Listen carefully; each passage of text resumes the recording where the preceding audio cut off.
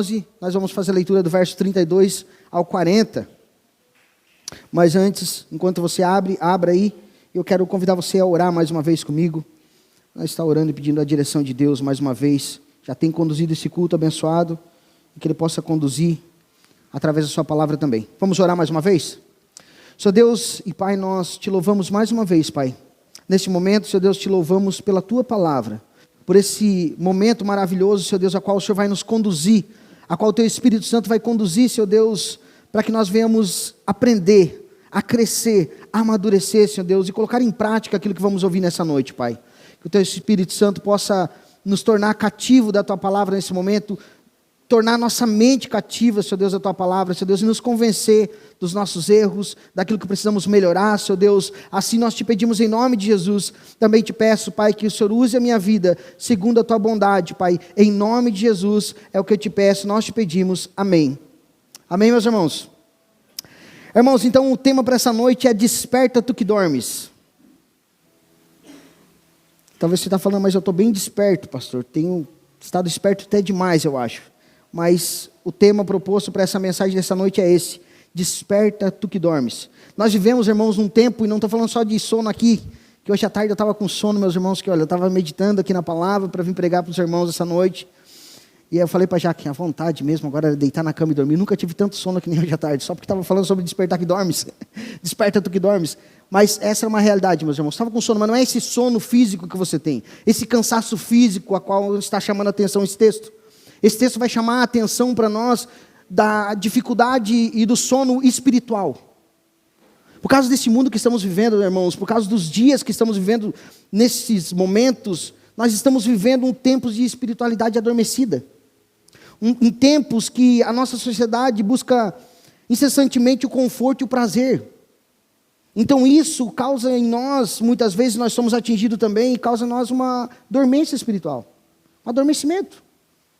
E nós vamos entender hoje, ao decorrer então dessa mensagem, o que se aplica a nós sobre esse desperta tu que dormes. A tecnologia que hoje nos oferece conveniência, entretenimento e nos distrai, e tira a nossa vida do propósito. A tecnologia trabalha muitas vezes a nosso favor, mas pode trabalhar contra nós também. Se nós não vigiarmos, meus irmãos, distrai.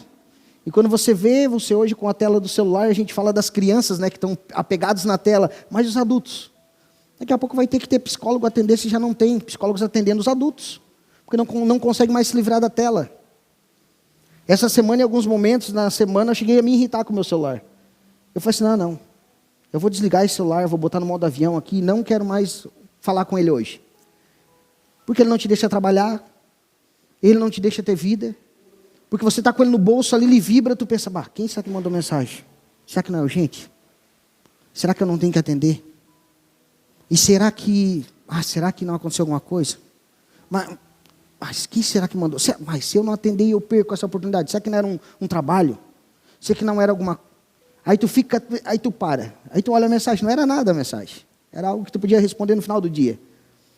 Às vezes não era nem uma mensagem, às vezes era uma notificação no celular. Até tirei as notificações do meu celular da parte da internet ali, de notícia e coisa e tal.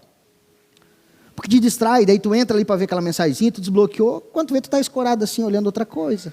Já abre outra coisa, e abre outra coisa, e te distrai. Então a tecnologia hoje, irmãos, pode ser esse instrumento que rouba e que nos adormece espiritualmente falando. Então nós temos que vigiar, senão daqui a pouco os psicólogos vão ter que atender os adultos, e não é mais as crianças que têm problema de tela. Vão ser nós, no futuro. Então essa modernidade, a tecnologia, irmãos, nos conduz a uma distração constante, onde o prazer imediato, a preocupação material, sobrepõe então as questões eternas e espirituais. A preocupação com agora, como eu falei, será que não é um orçamento que eu vou perder? Será que eu não... Mas agora vibrou, então eu nem deixo mais no bolso. Falo, não, vai ficar lá num cantinho lá e nos meus intervalos ali eu vou pegar, vou responder quem tiver que responder, né? E vou dar uma espiadinha ali para ver se é algo urgente, mas não vai ficar ali.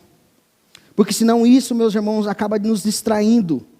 E assim nos distraindo, o problema dessa distração é o esfriamento espiritual. Porque a gente vê uma coisa aqui, outra coisa lá, e algumas coisas que até combatem a nossa própria fé. Então assim acabamos ficando mornos. E essa realidade afeta muitos hoje no Brasil e no mundo. Vivemos em uma sociedade dominada pelo imediatismo, do já. Como eu falei, eu tenho que responder agora. Se eu não olhar e não abrir essa mensagem, a perna treme, o braço mexe, eu vou ficar ansioso, eu tenho que ver o que é. Eu tenho que ler, eu tenho que dar uma olhadinha. Então, meus irmãos, o culto também é o prazer, e a comunidade afasta as disciplinas espirituais. Porque se nós queremos um prazer para nós, uma comunidade para nós acabamos nos afastando das disciplinas espirituais. Jejum, oração, estudo da palavra, fica para segundo plano. Nós vamos deixando para depois. Ficamos satisfeitos com um sermão motivacional, quem sabe não aqui na nossa igreja, glória a Deus por isso, mas quem sabe você vai lá na internet, olha um cara falando, olha, você é um vencedor, você é lindo, maravilhoso, perfeito. Você fala, isso aqui ganhou minha semana. Essa semana nem eu vou mais orar, porque essa semana está top. Agora isso aqui eu vou guardar para mim. Quem sabe estamos, então, por causa das demandas, meus irmãos, do nosso dia a dia também, vamos nos esfriando. E Jesus, ao falar da igreja de Laodiceia, faz um alerta severo. Ele diz assim, conheço as tuas obras, que nem és frio e nem quente. Estou a ponto de vomitar-te da minha boca. Apocalipse 3, 15 e 16. Então a mornidão espiritual é um estado de indiferença ao reino de Deus.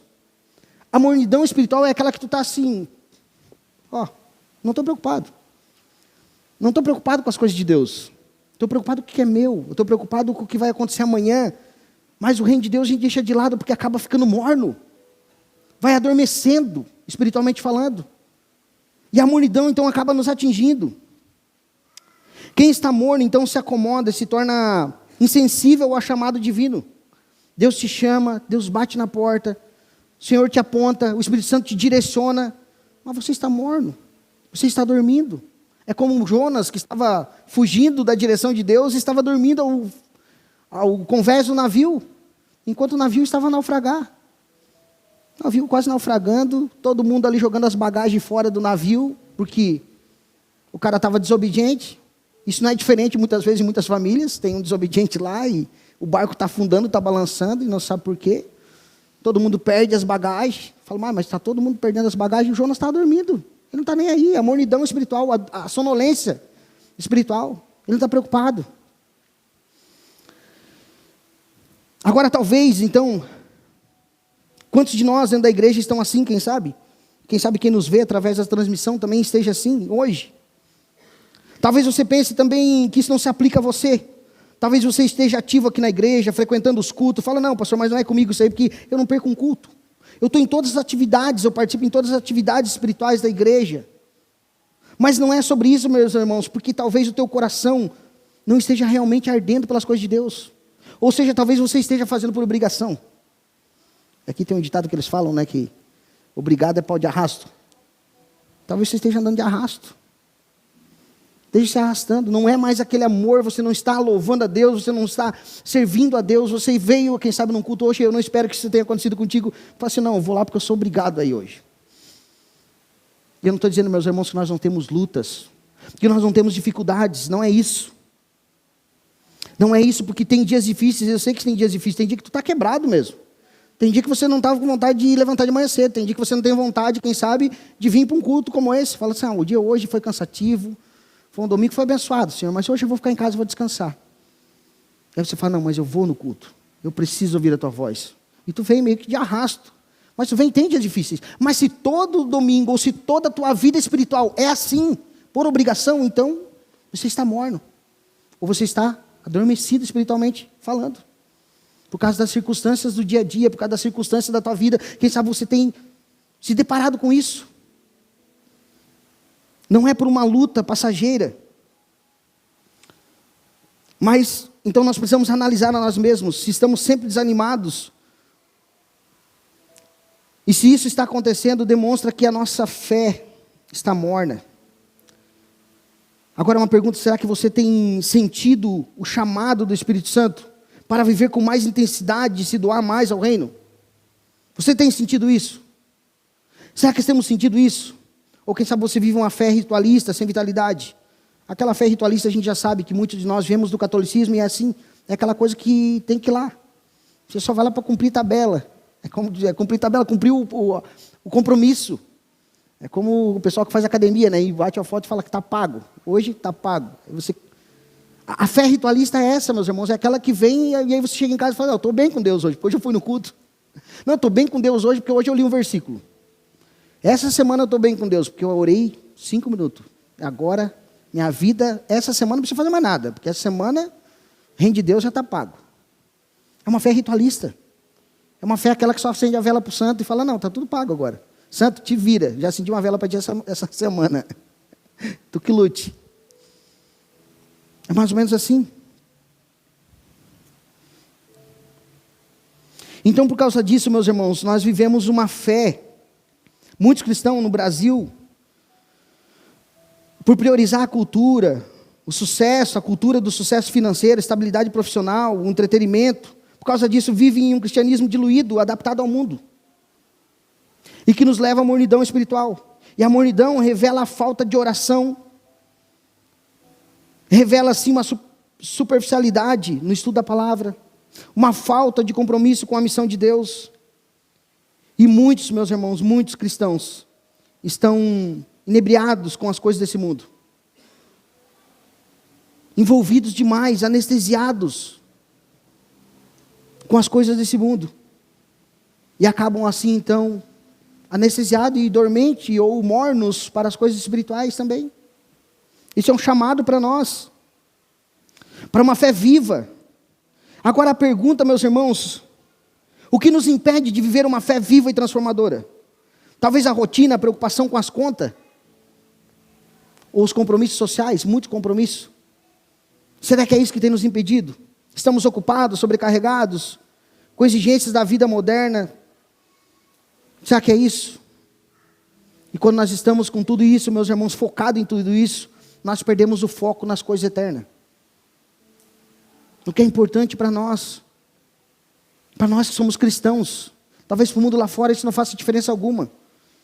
E por isso que para o mundo, as coisas a qual nós vivemos é loucura.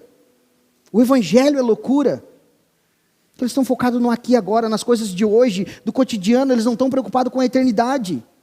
Mas nós somos seres eternos, já fomos salvos por Cristo. E já estamos vivendo essa eternidade aqui e agora.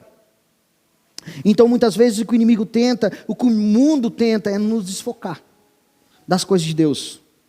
Ainda que seja por um pouco período de tempo. Mas imagina quanto vale uma semana você afastado do propósito de Deus, no reino de Deus, para a vida eterna. Muito, meus irmãos. Muito. Um dia, uma hora.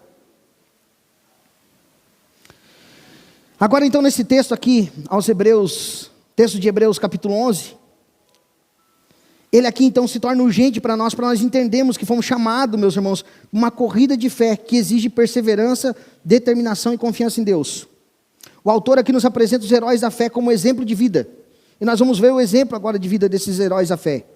Eles não se conformaram, não ficaram estagnados. Pelo contrário, eles viveram pela fé. Enfrentando os riscos, enfrentando as dificuldades, as incertezas e até a morte, alguns deles, enfrentaram a morte pela fé. E olha como a nossa fé, olhando para essa situação só, meus irmãos, de introdução, falando como a nossa fé é boa, né? Como é tranquilo para nós. Os caras enfrentaram a morte por causa da sua fé. Quem de nós aqui enfrentou a morte essa semana por causa da nossa fé? Quem sabe se nós tivéssemos enfrentado a morte, nós estávamos mais quentes. Ou frio, que íamos negar de vez. Mas por causa disso, meus irmãos, nós não enfrentamos a morte, nós enfrentamos as dificuldades que esses homens e mulheres enfrentaram, então nós se tornamos mortos, adormecidos espiritualmente falando. Então nós vamos ver aqui as suas histórias que nos inspiram, meus irmãos, a sair da zona de conforto e viver uma fé intensa, transformadora, que não apenas muda nossas vidas, mas muda também o mundo ao nosso redor. Essa é a fé desses homens e mulheres. Então a ideia central, meus irmãos, para o tema de hoje é a fé verdadeira nos desperta da mornidão espiritual e nos chama à perseverança e ao compromisso com Deus. Eu quero ler com você o primeiro ponto aqui, a fé que conquista. Hebreus, capítulo 11, verso 32. Diz assim, a palavra de Deus: e que mais direi? Certamente me faltará tempo necessário para falar de Gideão, de Baraque, de Sansão, de Jefté, de Davi, de Samuel e dos profetas, aos quais, por meio da fé, conquistaram reinos, praticaram a justiça, obtiveram promessas, fecharam a boca de leões, extinguiram a violência do fogo, escaparam de ser mortos à espada, da fraqueza tiraram força, fizeram-se poderosos na guerra e puseram em fuga exércitos estrangeiros. Faltou tempo. O escritor aos Hebreus já começa dizendo aqui, faltou tempo para mim falar, falta tempo para mim contar tudo o que aconteceu, mas eu trago um pequeno resumo para vocês. Agora, sobre uma fé que conquista, o escritor aqui então, após detalhar a fé dos personagens icônicos aqui do Antigo Testamento, ele conclui que muitos exemplos de fé, tem tantas coisas, tantos exemplos, que ele não permite relatar aqui nesse texto, de tantas coisas que aconteceram, que foram feitas por esses homens, tantas conquistas, tudo com base na fé. Ele menciona aqui de uma forma breve, aqui os heróis que pela fé conquistaram vitórias e suportaram os sofrimentos. A fé bíblica, então, como fica claro aqui para nós, meus irmãos, ela não se limita também só às conquistas materiais, vitórias visíveis, mas também a capacidade dos crentes suportar adversidades. Como alguns aqui que suportaram, e nós vamos entrar mais a fundo aqui. Até a morte eles enfrentaram confiando em Deus. O autor aqui lembra nós, leitores, da figura de Gideão, Baraque, quem sabe, tem alguns aqui, quem sabe você nunca ouviu nem falar. Sansão, Jefité, Davi, Samuel e os profetas. Esses homens aqui então enfrentaram desafios aqui, muitas vezes impossíveis aos nossos olhos. Enfrentaram desafios aqui, meus irmãos, que... Falo por mim que eu acho que eu já saía correndo. Para os nossos dias de hoje. Como tem aquele ditado, nós somos ainda crente Nutella perto desses homens e mulheres. Então nós precisamos olhar para eles e entender o que tanto aconteceu na vida deles. Esses homens enfrentaram então desafios, meus irmãos, aparentemente impossíveis. Mas eles são exemplos aqui de fé. Que Deus transforma a fraqueza em força. E realiza feitos extraordinários pelos aqueles que são fracos. E que Ele não depende da mão de homem. Não depende da nossa força. Quem sabe você fala assim, mas eu não consigo fazer porque eu não alcanço isso, Deus. E quantos na palavra de Deus fizeram isso? Falaram, eu não alcanço isso, eu não sou capaz. Eu sou, não, tu não é mesmo, mas eu sou. Porque eu vou te usar. Eu vou usar a tua vida. Gideão, então, meus irmãos, aqui um exemplo, o primeiro exemplo aqui, Gideão. Olha só. Com apenas 300 homens derrotou um exército. E um exército não pequeno. 300 contra 135 midianitas. 35 mil. Você pensou 35, então ele estava em mais. 300 contra 135 mil. Ele derrotou. Não é porque Gideão era forte. Porque esses 300 aí era tudo... super-homens, não, é porque Deus estava com eles, Deus estava com Gideão, Deus, quando chamou Gideão, Gideão mesmo falou, não, eu não sou capaz, eu não posso, não, é tu mesmo que eu quero, é tu que eu vou usar. Então o relato aqui de Gideão em Juízes 6 e 7 demonstra que Deus não depende de grande número ou força humana para cumprir o seu propósito. Pode partir de uma igreja pequena que nem a nossa, meus irmãos. Não precisa de uma igreja multigrande, com muitas pessoas, muitos membros, para fazer grandes coisas. Ele precisa só de poucos e poucas mulheres e homens corajosos, que bote a mão no arado e não olhe para trás. Que firme as mãos no arado e fala, agora estamos aqui, e agora nós vamos em frente. Então, embora Gideão aqui, inicialmente fosse inseguro, ele foi fortalecido pela fé e conduziu Israel à vitória, mostrando que Deus capacita aqueles que confiam nele, não importando as circunstâncias. Baraque, então, enfrentando o temível exército de Cícera, com seus 900 carros de ferro, estava em clara desvantagem. Era clara, imagina. Ele enfrentando um exército com 900 carros de ferro. No entanto, pela fé, Deus concedeu vitória a ele. Esses exemplos, então, meus irmãos, nos mostram que a verdadeira fé nunca é calculada pela probabilidade, com base no recurso humano, com base no que se tem. Porque se Deus usasse assim e essa fosse a base, meus irmãos, nós já olhava para o texto e falava, bom, como? Mas a palavra diz que é impossível para o homem, é possível para Deus. Então foi pela fé que esses homens venceram, servindo a Deus. E Deus concedeu vitória. Agora fala de Sansão. Sansão, apesar das suas fraquezas que nós conhecemos, que a palavra de Deus deixa clara para nós, foi usado por Deus para derrotar os filisteus. Seu ato final de destruir o templo filisteu é lembrado como um triunfo da fé. Aquele ato do final da sua vida, que ele pede força para Deus, só mais uma vez para derrubar o templo dos filisteus. Por mais que ele tivesse falhas, Deus usou ali a vida dele. E Deus foi glorificado naquele ato dele, que está lá em Juízes capítulo 16. Fala sobre esse triunfo da fé. Agora Jefité. Jefité é rejeitado por sua família. Liderou Israel contra os amonitas. Embora sua história tenha sido marcada por um voto trágico, e talvez você já ouviu falar, Jefité fez um voto com Deus que se ele vencesse aquela guerra, a primeira pessoa que ele encontrasse, a hora que ele voltasse para o arraial, ele ia sacrificar a Deus. Só ele não sabia que a primeira pessoa que vinha abraçar ele era a filha. Não faça voto se você não pode cumprir. E voto que Deus não te pediu. Então ele fez um voto. E esse voto precisou ser cumprido. Davi, um homem segundo o coração de Deus, subjugou reinos e praticou a justiça. Samuel, o último juiz e primeiro profeta, conduziu Israel com justiça, ouvindo a voz de Deus. Esses homens, então, irmãos, tinham em comum esses homens tinham em comum suas grandes conquistas. Mas o mais importante é que nenhuma delas era pessoal. Você parou para pensar? Nenhuma dessas conquistas que esses homens fizeram, e está relatado aqui, foi pessoal. Nenhum construiu o seu castelo. Na verdade, eles serviram a Deus. A fé deles foi essa. A fé que conquistou para a glória de Deus. Foram instrumentos nas mãos de Deus. Todos eles viviam para o reino de Deus, correndo risco de morte, porque já havia morrido, sim, para si mesmo. E eles viviam então para cumprir a vontade divina. Agora, se hoje, meus irmãos, nós medíssemos o sucesso por bens materiais, dinheiro, influência, biblicamente, sucesso é cumprir mesmo a vontade de Deus, do jeito de Deus, como Ele te chamou para cumprir. Isso sim, meus irmãos, é sucesso aos olhos de Deus.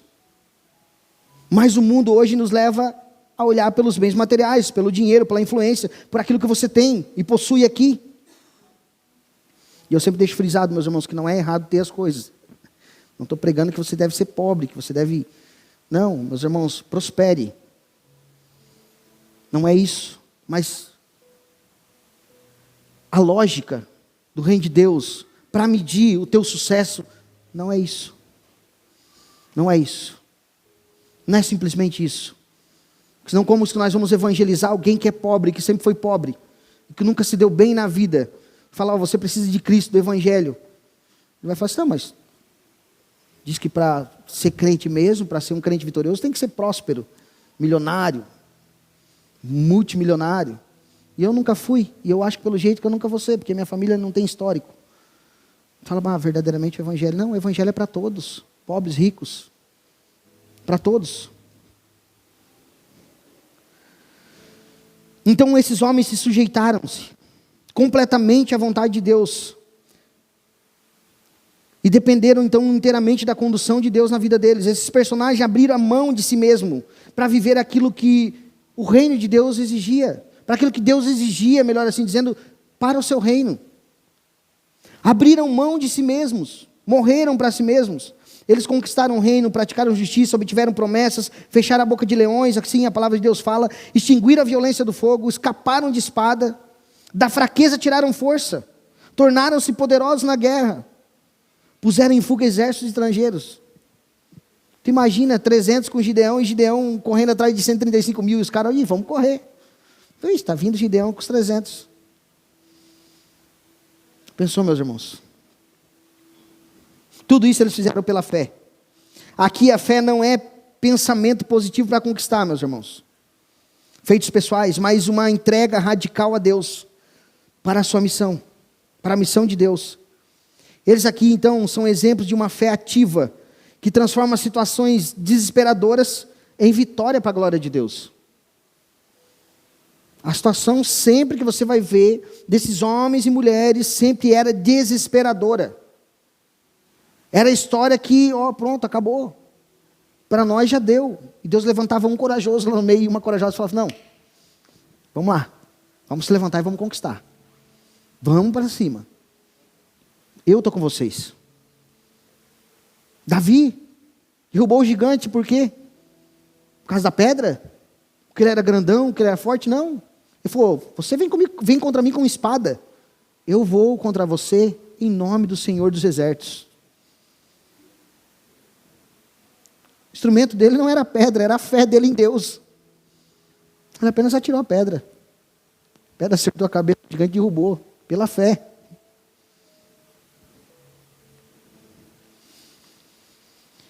Segundo ponto, meus irmãos, a fé que suporta o sofrimento. Hebreus, agora nós vimos até agora a fé que conquista vitórias, mas não para si mesmo, mas para o reino de Deus, para a glória de Deus. Agora o segundo ponto, a fé que suporta o sofrimento. Hebreus capítulo 11, verso 35.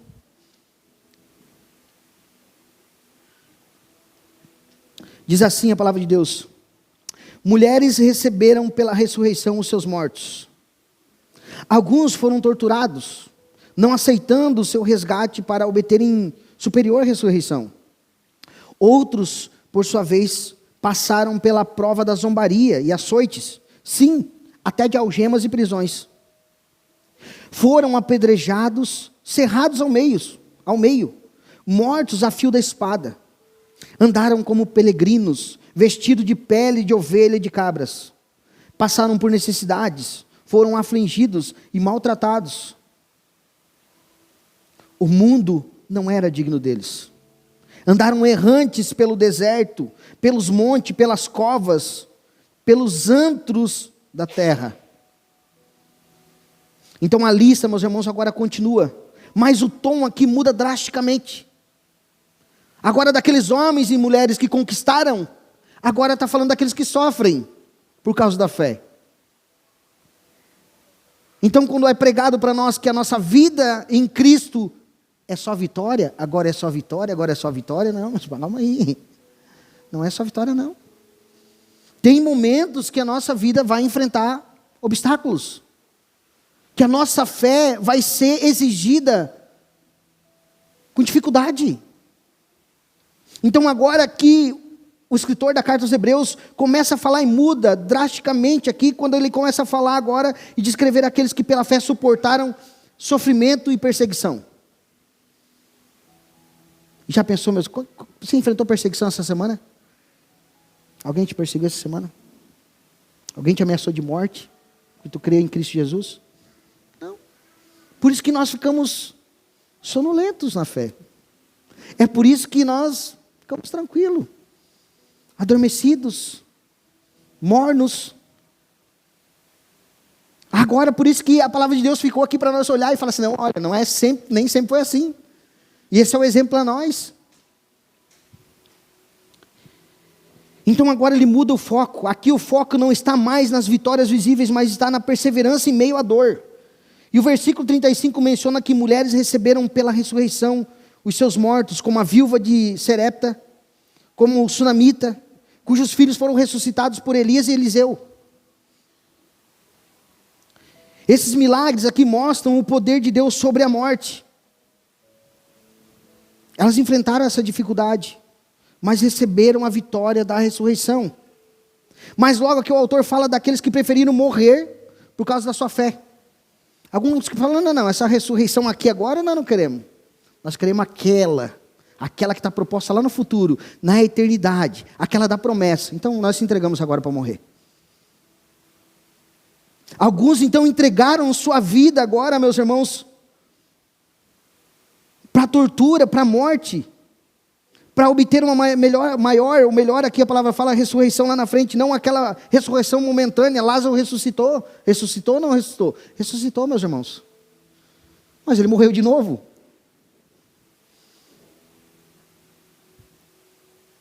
Então foi uma ressurreição passageira. Mas a ressurreição que o Senhor promete agora para nós e para esses cristãos aqui, que ainda não viram, melhor assim dizendo, Jesus ressurreto, nós já temos aqui pela palavra e vemos que Jesus já ressuscitou, e a promessa é que um dia Ele vai voltar e vai nos ressuscitar com Ele. Eles esperavam essa ressurreição, a ressurreição eterna. Era essa a ressurreição. Então alguns aqui foram torturados, a palavra diz, não aceitando aqui o resgate para obter superior ressurreição. Esse versículo aqui ressalta então a fé inabalável dos mártires, que pensavam nessa promessa futura, nas promessas da vida eterna, essa superior ressurreição, que eles esperavam em Deus. O autor aqui também fala que aqueles que passaram por zombarias, açoites, algemas, prisões, apedrejamento, alguns foram cerrados ao meio, como Isaías, morto ao fio da espada. Aqui nós vemos a profundidade então da fé desses homens e mulheres, a capacidade deles perseverar, sem ver uma recompensa imediata. A capacidade de hoje você está aqui no culto, está cultuando ao Senhor, servindo ao Senhor, amanhã você está servindo sem esperar que no outro dia vai vir algo bom para você. Fala, não, eu vou fazer hoje porque amanhã Deus vai me retribuir. Não, eles falam, não, eu vou fazer algo hoje porque eu sou salvo por Jesus. Eu sou salvo, eu estou esperando o Messias. Eles esperavam aquele que havia de vir. E um dia eu vou ressuscitar com ele. É isso. Eles focavam nas coisas eternas. Viviam para a glória de Deus o hoje, o presente. Eles sofreram então, meus irmãos, mas nunca perderam a esperança em Deus. Podemos aqui também citar algumas figuras, como eu falei de Isaías, que foi cerrado ao meio. Segundo alguns historiadores, diz que ele foi cerrado ao meio. E os profetas que foram perseguidos e mortos por proclamar a verdade de Deus. Esse sofrimento aqui então nos lembra que a fé não garante que seremos poupados das dificuldades. Em algum momento nós vamos ter dificuldades. Em algum momento nós vamos ter enfermidades. Em algum momento nós vamos ter falta de alguma coisa. Em algum momento nós vamos ser xingados, perseguidos, oprimidos. Não com essa força que eles foram, mas vamos ser. E muitas das vezes por causa da nossa fé. E é isso que a palavra de Deus está nos preparando, é isso que o Espírito Santo de Deus está falando para nós essa noite. Vão ter dificuldades, sim. Esse é um exemplo, e ainda nós podemos olhar para esses exemplos e falar, glória a Deus que ninguém está com serrote para me encerrar no meio aí, não.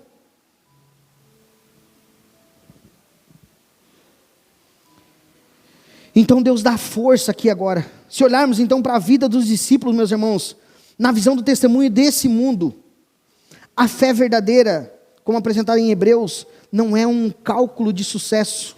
E se nós olharmos para os discípulos, por exemplo, Paulo. Se nós olharmos para Paulo que dos 27 livros do Novo Testamento, 13 foi ele que escreveu. Para nós termos noção, 13 foi ele que escreveu. Sem falar da quantia de igreja que ele plantou. Mas se nós olharmos para a vida dele, meus irmãos, como que ele acabou a sua vida? Preso e decapitado.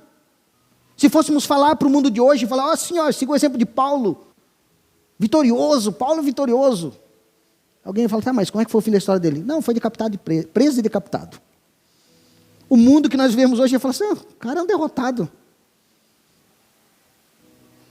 Mas quando nós olhamos para a história, para a palavra de Deus e o que ele fez, meus irmãos, ele não focava aqui, agora, mas na vida eterna, no futuro, olhava além das circunstâncias, além da dificuldade. E ele acaba falando assim, eu combati o bom combate, terminei a corrida e guardei a fé. A vida de fé, então, não é um contrato de seguro e benefícios terrenos, mas uma confiança inabalável em que Deus, independentemente das circunstâncias, nos guarda e está conosco. Isso é exemplificado na história de Sadraque, Mesaque e Abidnego, que disseram que enfrentaria a fornalha ardente, mas falaram, rei, nós vamos enfrentar, e Deus pode nos livrar, o nosso Deus, ou também pode não nos livrar, nós virar cinza. Mas entenda uma coisa, nós não se curvaremos a seus deuses. Fim. Vamos enfrentar o fogo, vamos enfrentar as circunstâncias, se Deus quiser nos livra, mas se Deus não quiser, nosso problema não é aqui agora, nosso foco não é aqui, é a eternidade. Então esses homens enfrentaram as dificuldades, com confiança inabalável na soberania de Deus. Não olharam para o resultado de agora.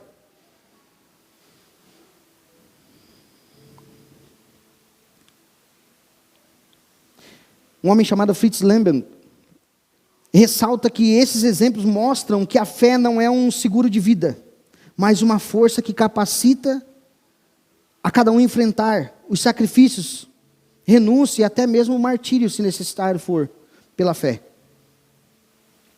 A vida cristã é marcada por lutas, e é justamente no meio dessas dificuldades que Deus amadurece os seus filhos. É nessas dificuldades, irmãos, que somos amadurecidos, a nossa fé fortalecida. Como eu falei, se nós tivéssemos perseguição essa semana, quem sabe algumas cadeiras vazias aqui estavam completas, porque as pessoas iam falar, não, essa semana eu tenho que ir, porque o inimigo está no meu calcanhar.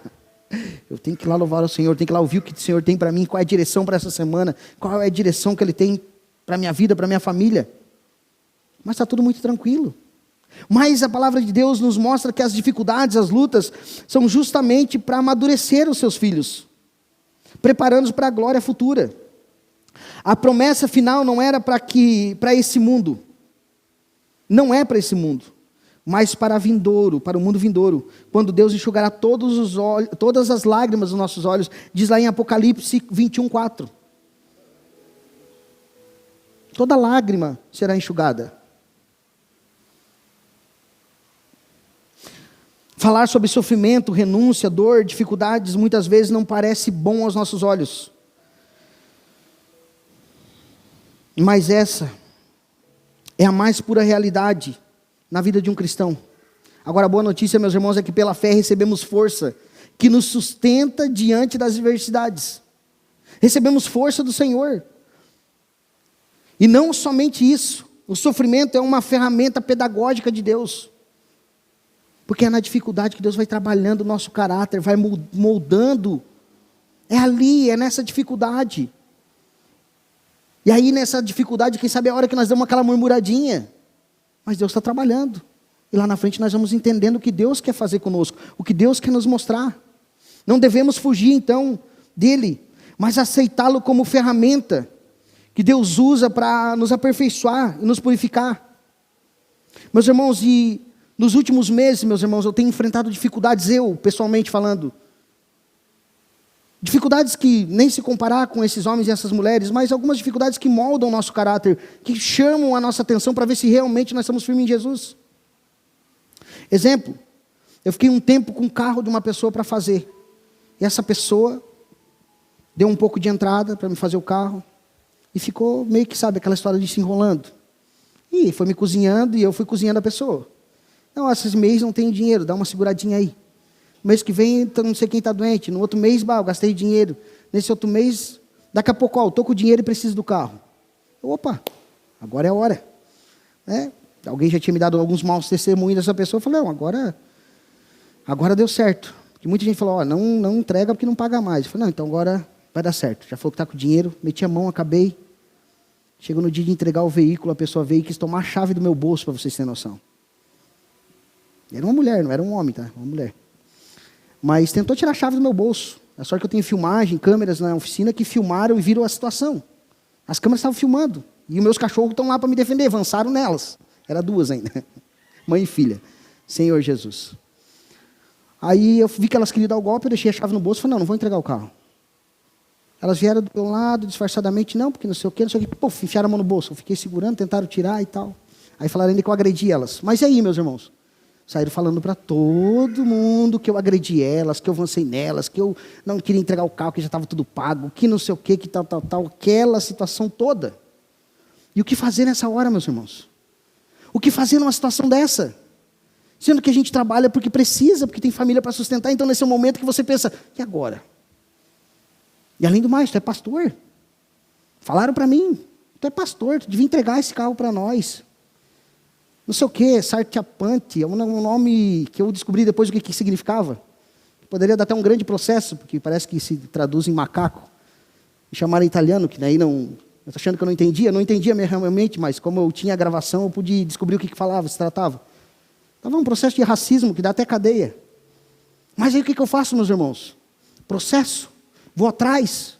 faço isso, faço aquilo. Não, eu estou pregando isso, meus irmãos, eu preciso viver. Que a palavra diz, abençoe teus inimigos.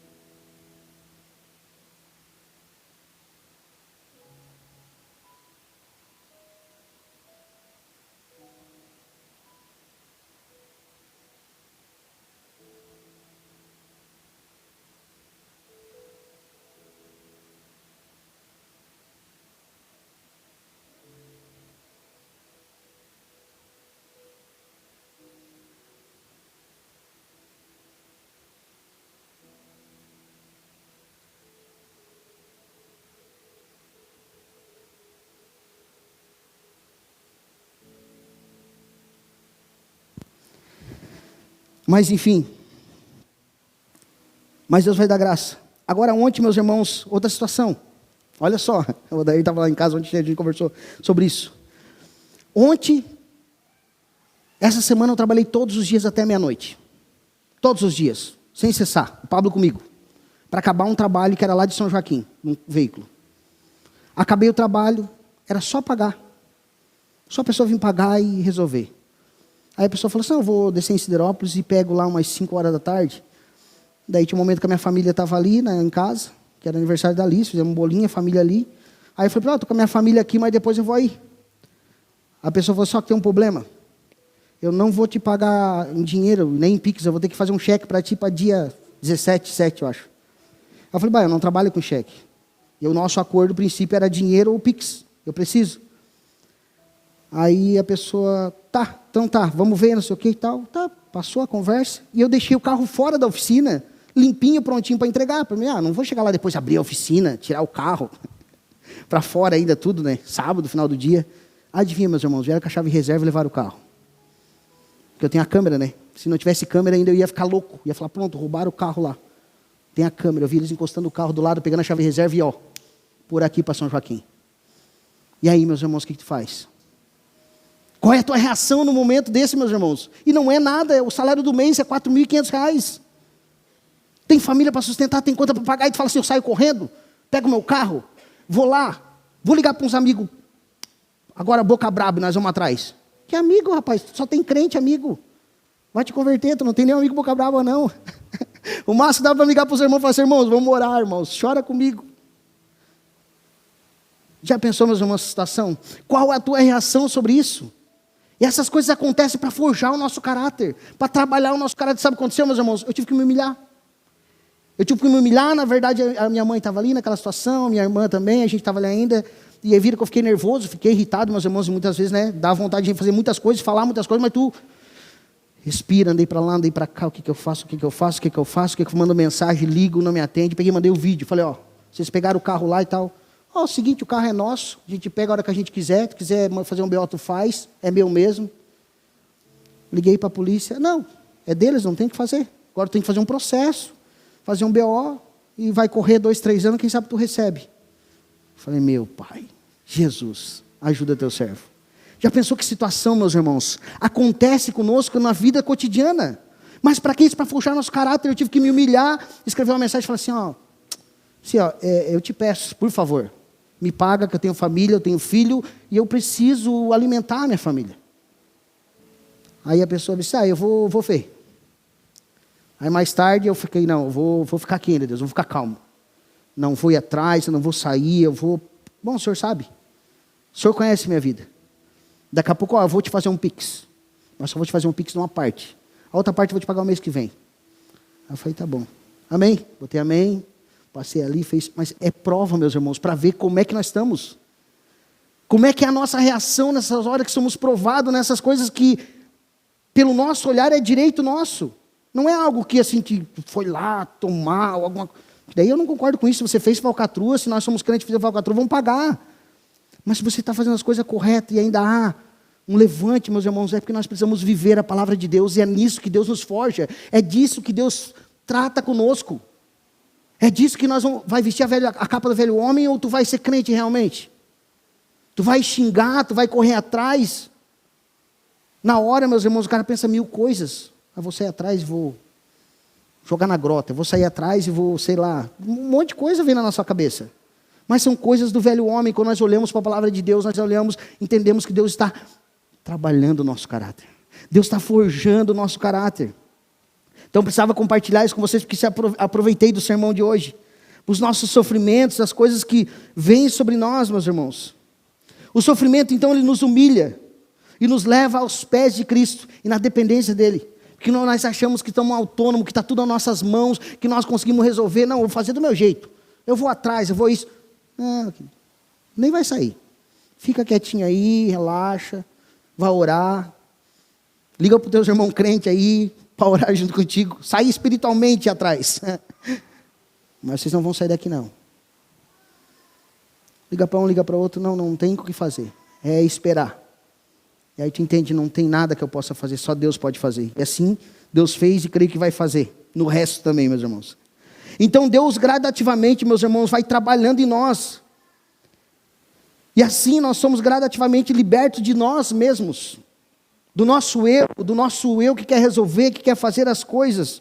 Nós somos libertos dos nossos desejos egoístas, libertos do nosso ego. O sofrimento então é uma ferramenta que Deus usa para nos tornar mais parecido com Jesus. O que Jesus faria nessa situação? O que ele faria numa situação dessa? Então o autor aos Hebreus nos diz que o mundo não era digno dessas pessoas, que andavam como peregrinos errantes pelos desertos, pelos montes, pelas covas, pelos antros da terra, e glória a Deus que nós não precisamos andar nos antros da terra, meus irmãos. Nós estamos aqui hoje reunidos num lugar abençoado, para louvar o nome do Senhor, para conhecer mais o Senhor, aprender com o Senhor como devemos ser, parecido com Ele. Mas esses homens e essas mulheres andavam nos antros da terra, nas covas, escondidos. Foram afligidos, maltratados. Essa é a régua com a qual nós devemos nos medir. Infelizmente, estamos em busca dos aplausos, muitas vezes, do mundo. E com certeza, meus irmãos, o mundo não vai nos aplaudir. Nem sempre. Ponto 3.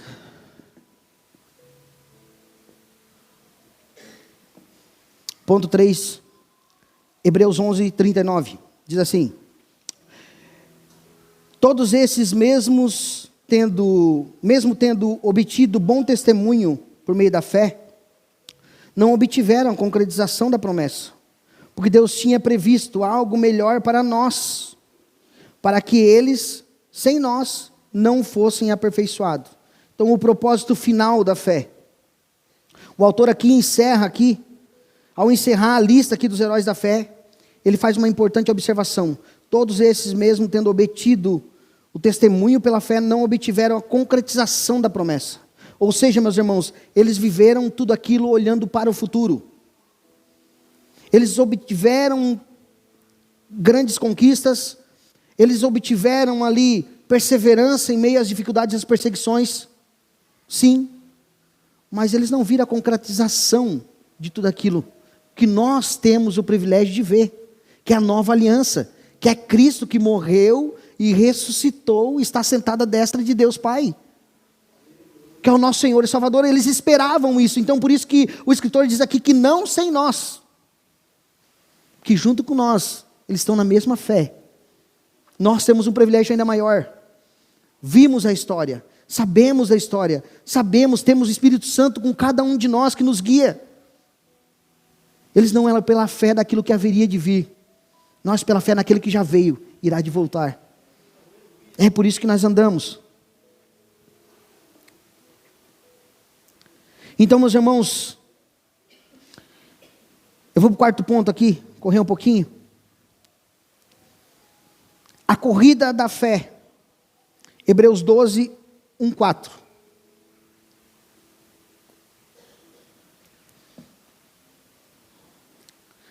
Portanto, também nós, visto que temos a rodear-nos tão grande nuvem de testemunhas, livremos-nos de todo o peso do pecado que tão firmemente se apega em nós, e corramos com perseverança a carreira que nos está proposta, olhando firmemente para o autor e consumador da fé, Jesus, o qual, em troca da alegria que lhe estava proposta, suportou a cruz, sem se importar com a vergonha, e agora está sentado à direita do trono de Deus. Portanto, pensem naquele que suportou tamanha oposição dos pecados contra si mesmo, para que vocês não se cansem e nem desanimem. Na luta contra o pecado, vocês ainda não resistiram até o sangue. Então aqui agora o autor de Hebreus, meus irmãos, ao chegar no capítulo 12, faz uma transição significativa aqui mais uma vez, movendo-se da galeria dos heróis da fé, do capítulo 11, para uma exortação direta aos seus leitores ou a nós. Agora ele chama a uma exortação direta, dizendo, é para vocês isso, é uma aplicação aqui, sobre como viver a vida cristã. Seus leitores judeus aqui convertidos ao cristianismo, estavam aqui enfrentando grandes dificuldades de perseguição. Muitos estavam aqui considerando desistir e voltar até o judaísmo. Mas o autor aos Hebreus aqui o adverte dizendo para não abandonar a fé. Porque se eles abandonassem a fé seria um grande erro. Uma renúncia ao único caminho seguro para a salvação. E nesse contexto então ele introduz uma poderosa metáfora. E ele diz que a vida cristã é como uma corrida que exige perseverança, disciplina, foco em Jesus. Agora ele muda, então ele traz essa ilustração para nós, falando dessa corrida. O autor aqui começa então por lembrar os leitores que estão rodeados por uma tão grande nuvem de testemunhas. Não são muitas vezes a aplicação aqui, são as pessoas que estão aqui no mundo nos olhando.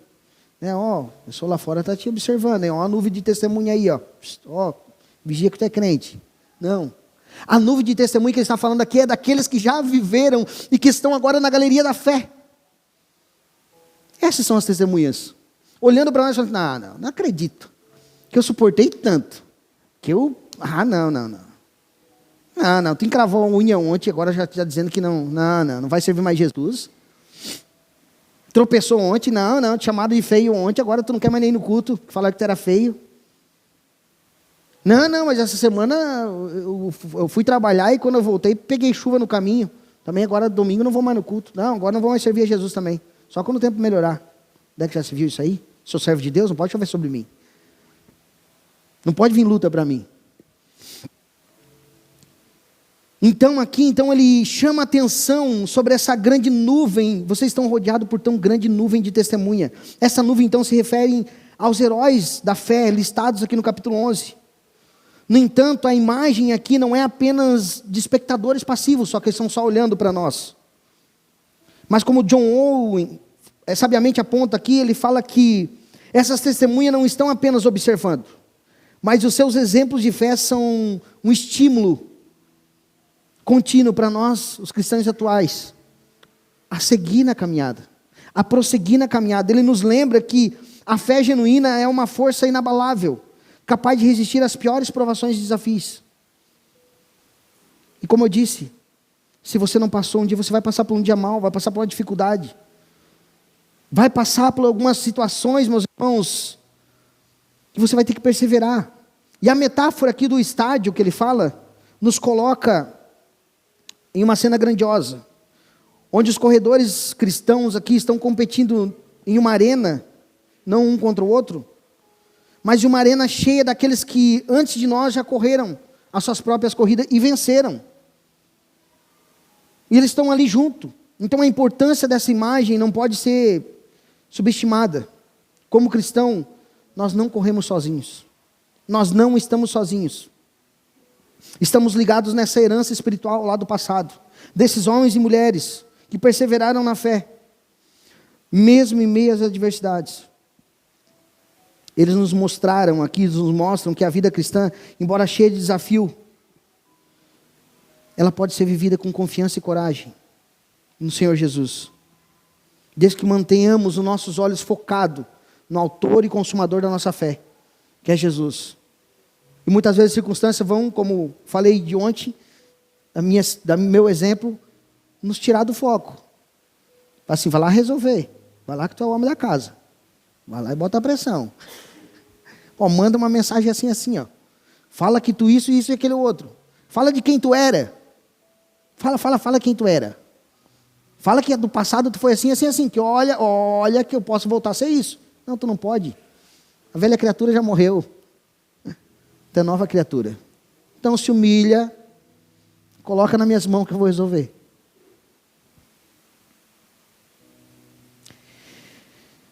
Eles nos mostram então aqui, meus irmãos, que a vida cristã, embora cheia de desafios, nós precisamos ter coragem e focar no alvo que é Jesus.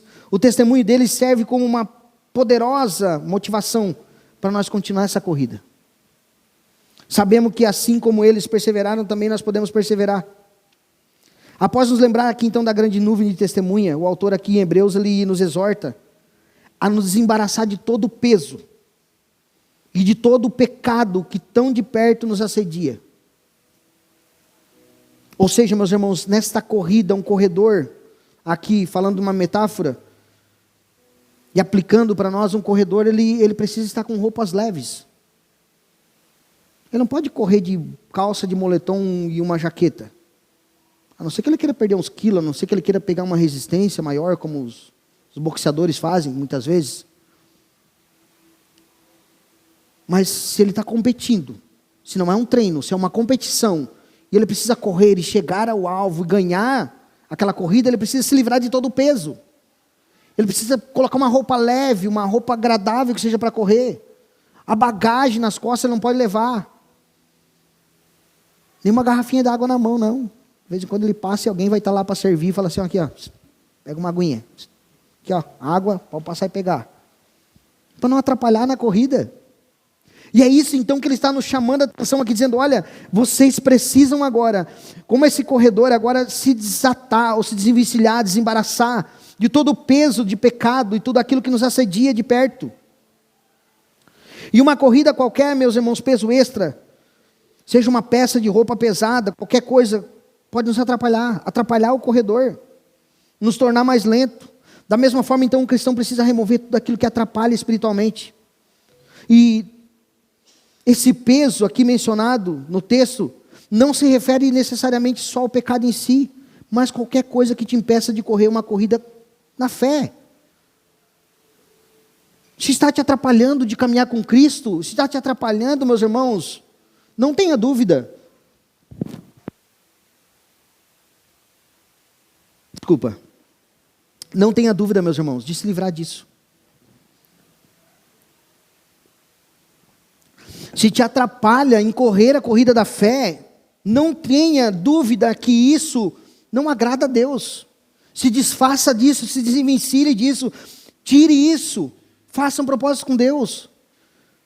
Não tem força, esses homens e mulheres também não tinham força muitas vezes, mas eles focavam em Deus e Deus dava força para eles, para resistir à tentação, para resistir à dificuldade. As provações vão vir, mas sozinho nós não vamos suportar.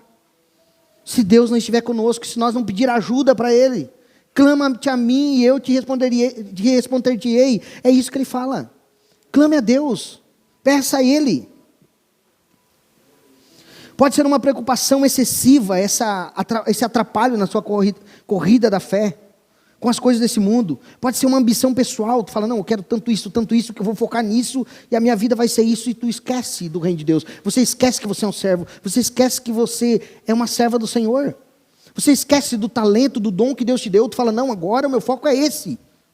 Uma ambição que eu quero para mim, algo que eu quero. E o resto é resto. Se isso tem te tirado e tem atrapalhado a tua corrida, você precisa repensar, precisamos repensar. Até mesmo o relacionamento, quem sabe atividade, ou atividades que nos afastam de Deus. Assim como um atleta se livra então, de tudo que pode retardar a sua corrida, nós também precisamos fazer um exame profundo nas nossas vidas. Identificar o que tem nos atrapalhado espiritualmente. Um peso comum em nossos dias são as mídias sociais. que em si não se caracteriza pecado. Não está escrito na Bíblia, ou descrito na Bíblia, dizendo assim, ó, se você ficar 2 horas no Instagram, ou no Facebook, ou no YouTube, ou em qualquer outra plataforma digital, é pecado. Não está dizendo que é pecado. Mas se afasta de Deus, meus irmãos, verdadeiramente é um pecado. É um peso. É um peso que você está trazendo, que está te distraindo, e nos afasta, e traz essa mornidão, e nos faz cochilar perante as coisas de Deus. Então muitos passam hora, quem sabe, vendo coisas que não edificam. Muitos de nós passam horas. Aliás, até coisas que são contra a nossa fé. Quem sabe vão enfraquecer mais ainda a tua fé. Além de tu perder um tempo vendo algo, é algo que ainda vai contra a tua fé. E isso vai te enfraquecer, quem sabe ainda mais, espiritualmente falando, nos distraindo. E eu falo por mim aqui, meus irmãos, faz quase um ano que eu estou fazendo um curso de teologia em São Paulo, que é à distância. E irmãos, para mim assistir 3 aulas por semana de 40 minutos é uma luta. É uma dificuldade. Eu acho tempo para tudo. Mas essas aulas, não, acho que eu vou deixar para ver as 3 de uma vez só. Não, acho que amanhã eu vejo 2. Daí só fica uma. Aí às vezes eu vejo meio na corrida, daí chega na hora de fazer a prova final. Aí eu falo, eu sou obrigado a voltar a ver as aulas. Eu não lembro mais da resposta. Porque foi assim, ó. Sabe, vi, mas não vi, a minha atenção estava em outra coisa. Então, meus irmãos, nós precisamos nos desembaraçar e focar naquilo que é para a glória de Deus. Precisamos focar as nossas forças, as nossas energias naquilo que é para a glória de Deus, que é eterno. É isso que o texto nos chama atenção, é isso que está nos chamando a atenção aqui. Mas o autor Hebreus aqui também menciona o pecado que nos assedia. Ele diz mais, assedia tenazmente. O pecado não apenas nos atrapalha, mas ele pode derrubar completamente, impedindo a gente de avançar na corrida. Então nós precisamos vigiar contra aquilo que desagrada a Deus. Para correr bem a corrida, devemos estar completamente vigilantes, olhando ao decorrer do caminho, os buracos, os atrapalhos, para não tropeçar. Que nós andar correndo distraído, essa corrida, nós vamos tropeçar e vamos cair. Sabe, o pecado está lá na beira da estrada. Ei, olha aqui, buf, lá na frente, caiu. Ficou olhando, tirou a atenção. Teu alvo é Cristo, é lá. Aí você tira a tua atenção por alguns segundos e olha para o lado. Fala, que paisagem linda, olha que pô, caiu. Então o autor aqui nos chama a correr com perseverança essa carreira que nos está proposta. E para se esforçar, meus irmãos, a ideia aqui é uma maratona, a ideia aqui da palavra grega usada para a corrida aqui, agon, ela implica em esforço e luta. Então não é simples essa corrida, é uma coisa que tu precisa se esforçar e lutar. Há uma exigência da nossa parte, uma responsabilidade da nossa parte, que é lutar, que é se esforçar. Não para ser salvo, Jesus já te salvou. Mas para perseverar nessa caminhada cristã, você precisa ter força. Precisa se esforçar, se dedicar. Negar a si mesmo. É esse o exemplo que eles nos deram aqui nessa noite. E isso aqui nos lembra então, meus irmãos, que a vida cristã não é fácil. Ela exige esforço constante, determinação e, sobretudo, perseverança. Então, um ponto culminante aqui dessa passagem, meus irmãos, é o chamado para olhar firmemente para Jesus, o autor e consumador da nossa fé. Essa é a chave para correr a corrida cristã. Essa é a chave, olhar os olhos, manter os olhos fixos em Jesus. Os olhos fixos em Jesus, Ele que é o autor e consumador da nossa fé. E o que nós temos que ter em mente, meus irmãos, é que essa trilha, este caminho que está proposto para que nós venhamos correr, Jesus já correu. Não só esses homens e mulheres, descritos nos heróis da fé, mas Jesus já correu. E Ele já venceu essa corrida. Então Ele está proposta para que nós corramos também. Digamos que Ele está na linha de chegada, nos aguardando. Então não tire os olhos do Senhor. Foque os olhos no Senhor e Ele dará vitória nessa corrida. O exemplo de Jesus aqui nos ensina que, embora possamos enfrentar provações, desafios na corrida da vida, nós podemos suportá-las com alegria, sabendo que a recompensa eterna nos espera, que Ele nos espera. E eu quero finalizar aqui, meus irmãos. Que nós possamos olhar para Cristo. Ele que sofreu o desprezo, a rejeição e a crucificação. O autor nos lembra aqui então que na luta contra o pecado, ainda não resistimos até o ponto de derramarmos o nosso próprio sangue. Mas Jesus derramou o seu sangue por nós. Ele sim suportou o meu e o teu pecado sobre ele. A palavra diz que o castigo que nos traz a paz estava sobre ele. A ira de Deus que estava preparada para nós veio sobre ele naquela cruz. Então nós não resistimos até o sangue, mas ele resistiu em nosso lugar. Então nós temos experimentado isso, meus irmãos, a viver essa corrida. E essa corrida aqui, meus irmãos, não é uma corrida obrigatória, mas tem que ser uma corrida, meus irmãos, como resposta de amor e gratidão por aquilo que Cristo já fez por nós. É isso que Ele nos chama a fazer.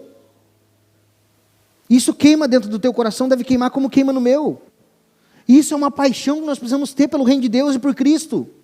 Precisa queimar, precisa ser avivada novamente, por isso que é uma paixão, porque a paixão é essa, aquela do primeiro amor. Quando você conheceu tua esposa, era o primeiro amor, era a paixão, que sabe, daí que o tempo passa, e daí fica o amor, daqui a pouco uma amizade, e não pode. Na nossa vida espiritual, precisamos voltar a ter paixão pelas coisas de Deus. Esse fogo precisa queimar dentro de nós, arder dentro de nós, essa paixão por viver as coisas de Deus. Lembre-se, quando você começou na fé, você queria ir todo dia para a igreja. Se tivesse culto todo dia, tu ia todo dia. Tu ouvia o mesmo CD a semana inteira. Era CD na época, nem sei, quem sabe o irmão era fita ainda, né? Tinha uma fita lá, o irmão rebobinava a fita e ouvia de novo. Eu ouvi aqui, Samuel e Daniel. Daniel e Samuel. Errei o nome. A mãe estava bastante, então eu lembro. Mas é isso, meus irmãos. Precisamos voltar a ter essa paixão e caminhar com Cristo essa corrida, correr essa corrida que nos está proposta por amor e gratidão, não por obrigação. Voltar ao primeiro amor, porque Ele se entregou em nosso lugar. É isso que nós precisamos entender. Então, diante dessa realidade, diante da nossa realidade espiritual adormecida, melhor assim dizendo, esse trecho de hoje traz um chamado claro e inadiável. Precisamos despertar. Precisamos despertar, meus irmãos. É esse o chamado para nós hoje. Nós precisamos despertar para uma corrida, e essa corrida da fé, que exige um comprometimento, sacrifício, perseverança, como testemunhado aqui pelos heróis da fé. Como testemunhado por nós, olhando o testemunho deles hoje. Eles nos mostram que a verdadeira fé, ela não se acomoda. Ela não se contenta com o conforto ou com a segurança. A verdadeira fé se lança ousada, confiante em Deus, que pode todas as coisas. E a pergunta é: o que você fará com essa verdade? O que você fará com essas verdades ouvidas hoje? Como está a tua caminhada espiritual com Deus? A mornidão espiritual é um inimigo invisível e letal, que vem devagarinho, aos poucos, e nos vai afastando de Deus gradualmente. Aos pouquinhos nós não vamos percebendo, e vai ficando tudo bem. Sabe, passou um dia, passou dois, está tudo legal. Daqui a pouco você vê se está longe, muito longe de Deus. Então esse é o perigo da mornidão. Ela cega nós para a realidade eterna, nos anestesia. Mas a boa notícia, meus irmãos, para nós finalizar agora, assim como os heróis da fé correram as suas corridas, Jesus também correu a sua corrida. O autor e consumador da nossa fé já correu à nossa frente, como eu falei. E Ele nos chama para segui-lo. Viver com paixão, intensidade. Então Deus nos chama hoje para acordar, espiritualmente falando. Deus nos chama hoje para correr essa corrida proposta. Deus nos chama hoje para ser quente na presença dEle. Chega de ser morno. Ou seja quente ou seja frio. Sim, sim, não, não. Ou é ou não é. Mas seja quente na presença do Senhor, sabendo que Ele está te chamando, que Ele está contigo, que Ele está conosco. Eu quero te convidar a se colocar de pé para nós orar nessa noite.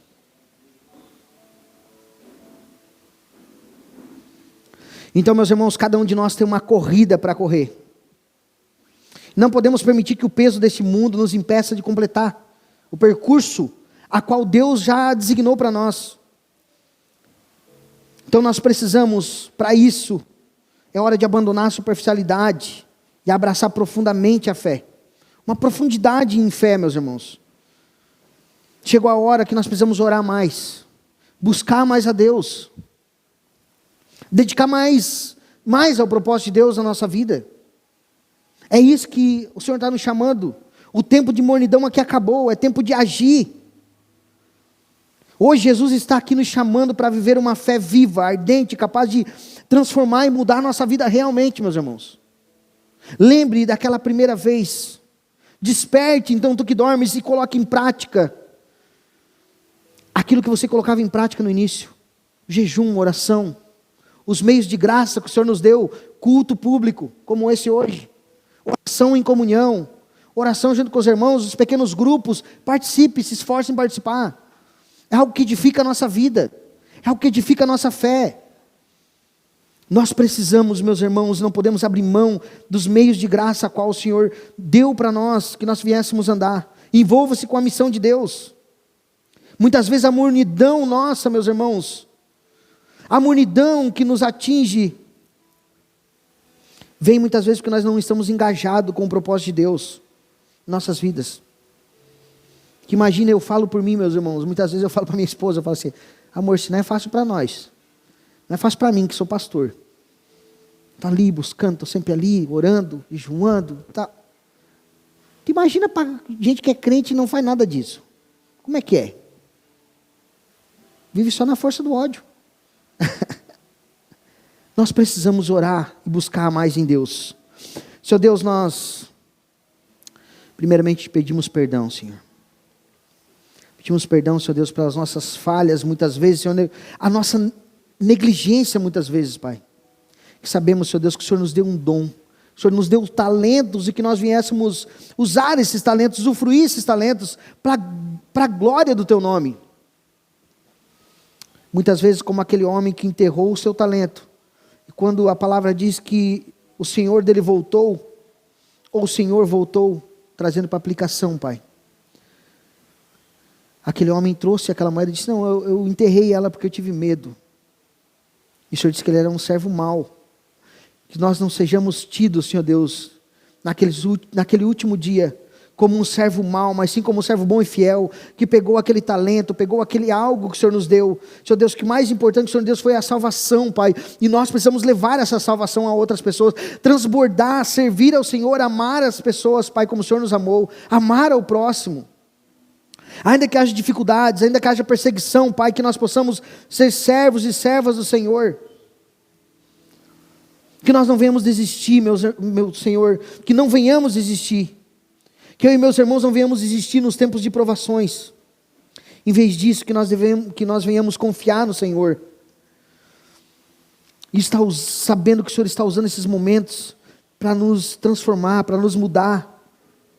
Nesses momentos que nós venhamos lembrar dos heróis da fé, que não retrocederam diante da perseguição. E do Senhor Jesus que suportou tudo por nós naquela cruz. Pai, que venhamos lembrar disso tudo. Que nós possamos colocar em prática, Pai. Que possamos ser servos e servas do Senhor. Senhor Deus, que nós venhamos acordar e reagir, Senhor Deus. Despertar desse sono que nos afasta espiritualmente do Senhor.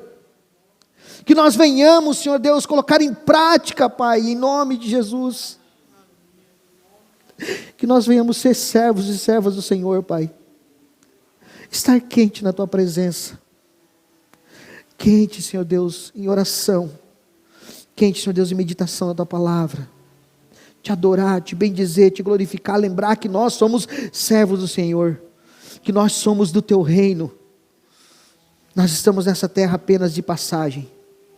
Pai, por isso nós te louvamos essa noite, te glorificamos e te adoramos nesse momento, para a honra e glória do Teu nome. Amém. Grande é o Senhor